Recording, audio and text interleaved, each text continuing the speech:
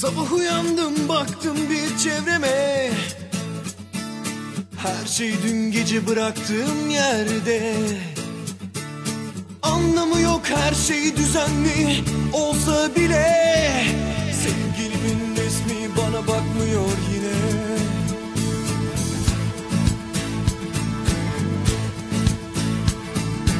Anladım bugün yalnızım tek başıma, çıkar dolaşırım sakin kafam. Bir oraya bir buraya, eski dostlara, özlemişim eskilerden bir hava. Çünkü çok güzel, çok çok çok güzel yalnız dolaşmak. Çünkü çok güzel, çok çok çok güzel yanımda sen olmayınca.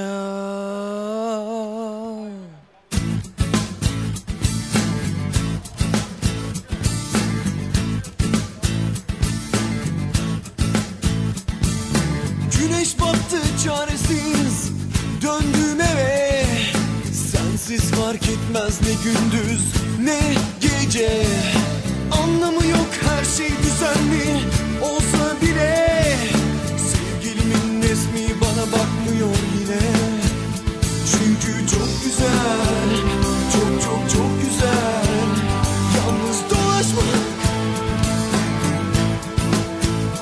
Çünkü çok güzel, çok çok çok güzel yanımda sen olmayınca.